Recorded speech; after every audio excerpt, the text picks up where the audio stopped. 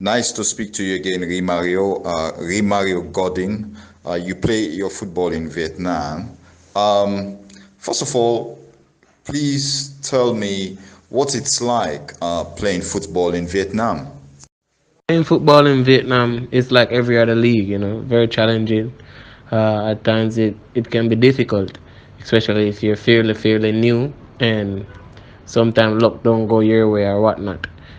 But it's like every other league and stuff like that. You have to be very focused in Vietnam, honestly. Okay, so that's very interesting. But we'll be talking more about that, your football career in Vietnam, very shortly. But let's start with you. So your name is Rimario Gordon, but the name sounds very Latin, very Latin American. How did you get that name, Rimario? Yes, it's a Brazilian name, of course. I was named after Romario in '94 World Cup. Actually, I think my mom or my dad loved it. Brazil and the striker Romario. And when I was born, I was given the name actually Rimario. I was named after him. Many people misspell my name growing up. They actually thought it was Romario. So it's no. Well, I was named after the actual Romario in Brazil. Well, that's interesting. So, does that mean you're born into a sport loving family? Well, especially a football passionate family. Truly, I would love to say that everyone is passionate in my family about football, but that's not that. That would be a false statement. A few people, like three or two, in the family that really passionate with myself. Yeah. But definitely the fact that your father or mother, as you say, named you Romario, now misspelled Rimario, they definitely are among those two or three. So if your father is among them, did he play football?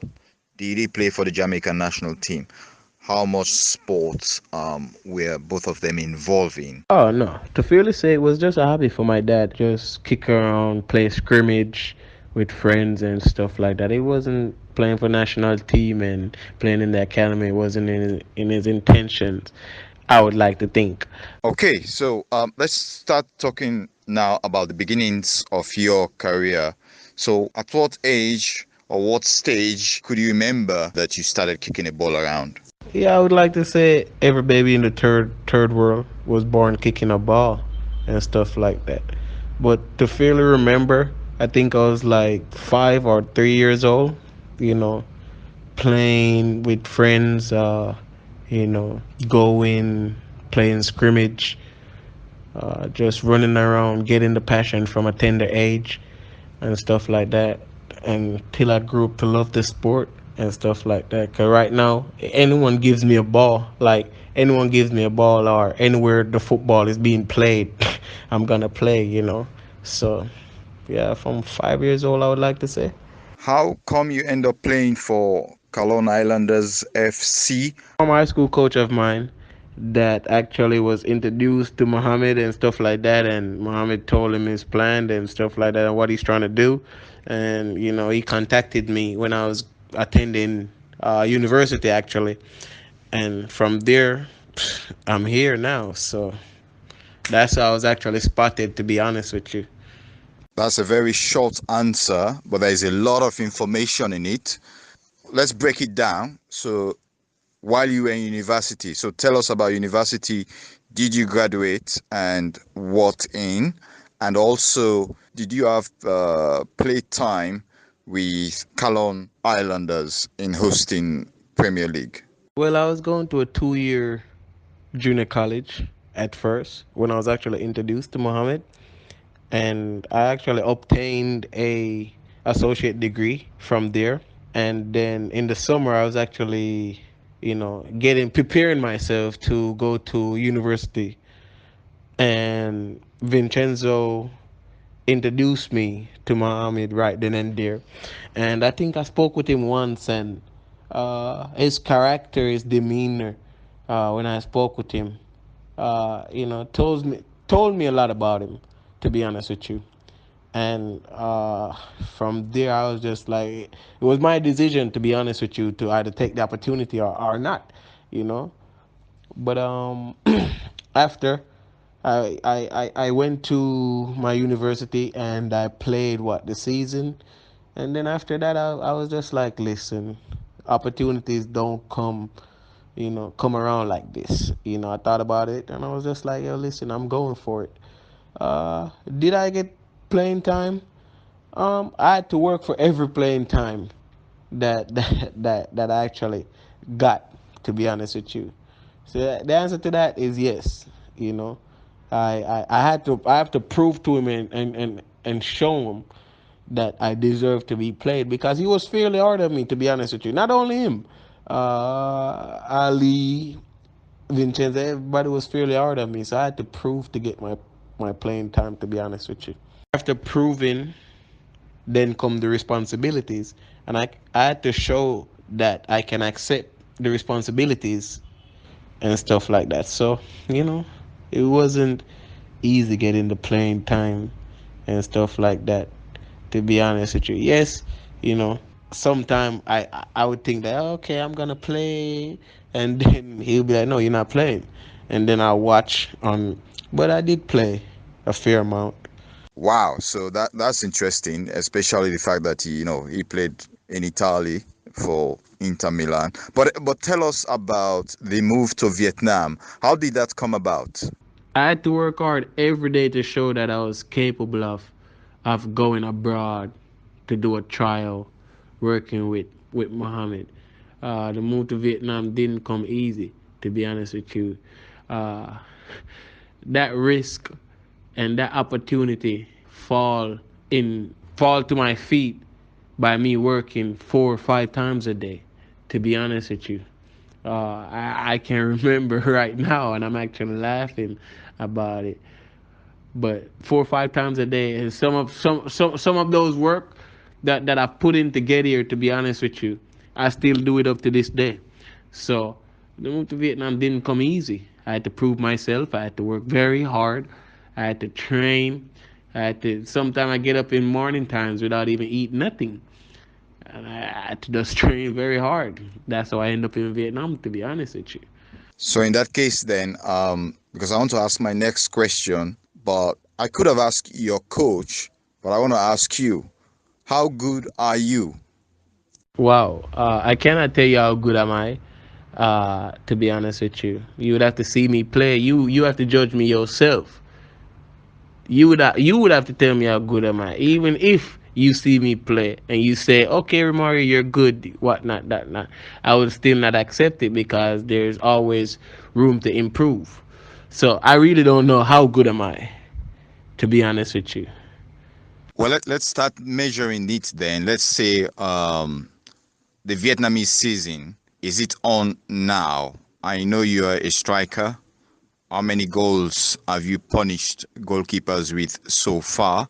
And what is the press saying about you over there? Right now, the season about to end. We have three games left for the regular season to finish, and then we have the cup final to play, 2 leg.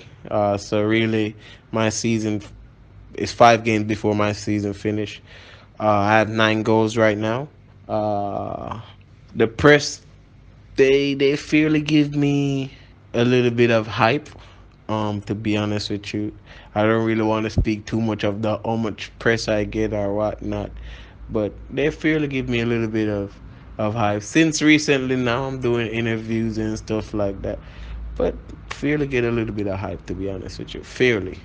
So if they're giving you a hype, which players are they comparing you to? Messi, Ronaldo, Neymar? No, no, tone it down. I don't reach that stage yet. To be honest with you, no, I don't reach that stage of hype yet. Everybody in this world would love to get that hype at the moment. To be honest with you, I don't reach that stage yet. To be honest with you, But still give us an idea. Still give us an idea, you know, what kind of hype, what are they saying? Still tell us. We really want to know. We're excited about this. it's the fans actually. The fans is what make me feel like I'm doing something. To see the love and the respect and the gratitude that I get from the fans and stuff like that, writing me letters and stuff like that, sending it to the club, on social media. You know, that's what that's what makes me feel like I'm doing something. To be honest with you, and that's the most hype I can actually say I've gotten. I don't speak Vietnamese. I would just see it and glance at it and move on. Because sometimes I would even send it to Mohammed, and I'll be like, you see what they write about me? You see what they write about me? And he would say, hey, you stupid fool. Does it look like I speak Vietnamese? You don't speak Vietnamese. I don't speak Vietnamese. How would I understand? And he would advise me to just calm down.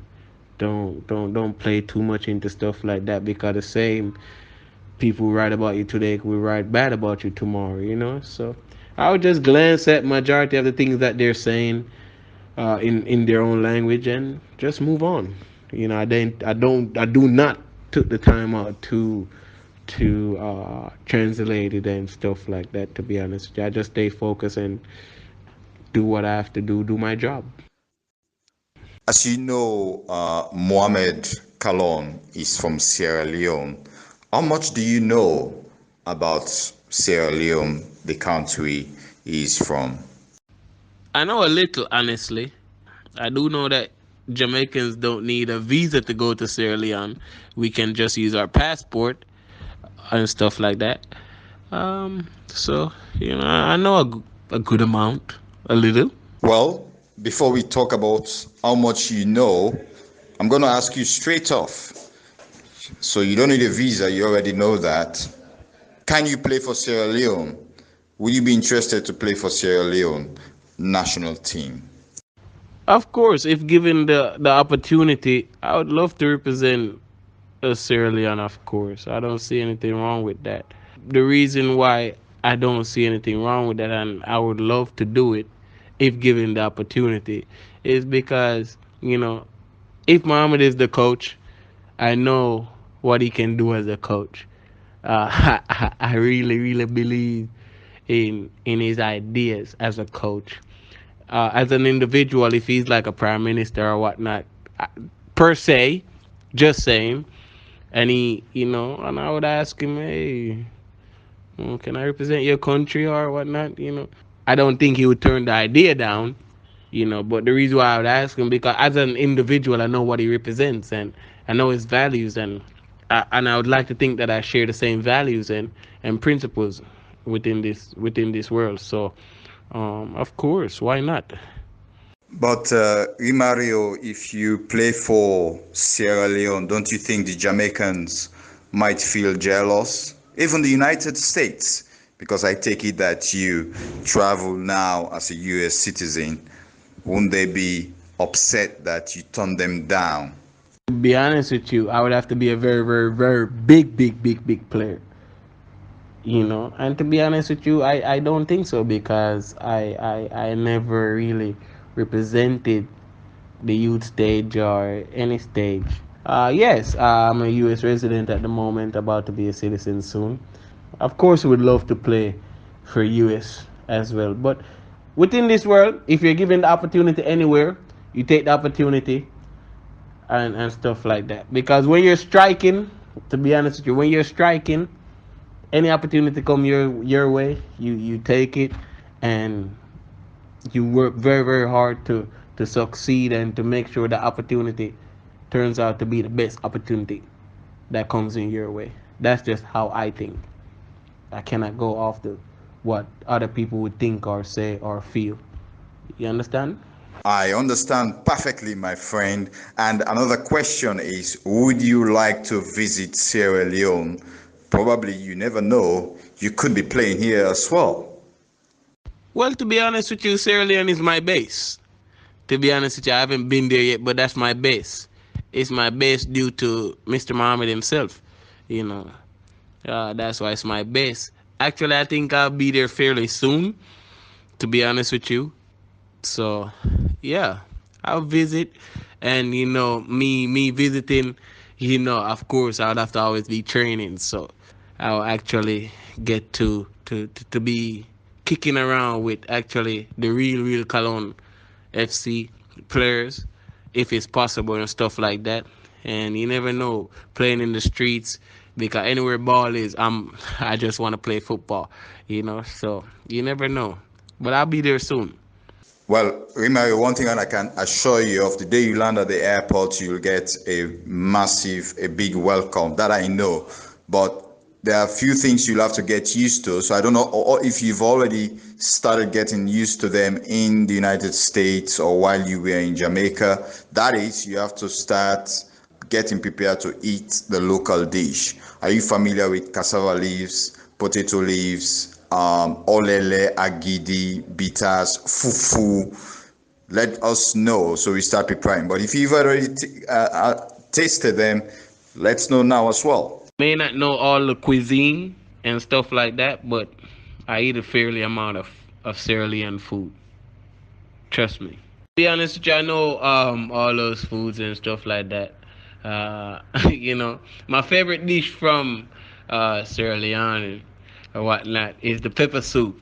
To be honest with you, I smile when I say the pepper soup because I remember it like it was yesterday. When I eat the pepper, when I drink the soup, I'm already black already, but it's like my face turning purple. Don't lie. But yeah, I know a fairly amount and stuff like that. I do eat Sierra Leone cooked food. To be honest with you, believe me when I tell you that I do eat Sierra Leone cooked food. Mario, it's like I think you have Sierra Leone in your blood. Anyway, that's really, really interesting to know. But let's come back to the football. How long do you think you have in Vietnam? I know you said the current season is almost over, but are you expecting to move to another destination soon, especially Europe? Of course, most definitely. Everyone wants to play at the big stage, on the big stage. I don't see why not. At the moment, do I see myself moving? Well, I have to produce, right? I feel like if a striker does his job, score a lot of goals, then he will move. That's the only way I can move from where I am. That's the only way I can attract attention, unless I produce. You understand? Perfectly, I understand. But any offers yet? Has any club contacted you? So far, my club, of course, I'm sure they're gonna talk about extension, but nothing that I know of yet. But I'm sure there will be offers to come. But at the same time, I'm just striking. You know, Once you're striking and you're doing your job perfectly, offers will come. So just stay positive and just keep working. Oh, and going back to that Sierra Leone cuisine business we were chatting about moments ago, I've just been told to ask you whether you're so much in love with Sierra Leone food that you probably have a Sierra Leone partner doing all that preparation. Brilliant partner? No, no, no, no, no, no. I don't. No, I don't. You shared, I know you said you shared your passion to play for Sierra Leone with Mohamed Kallon, but what about your parents and some other friends, and what did they say to you?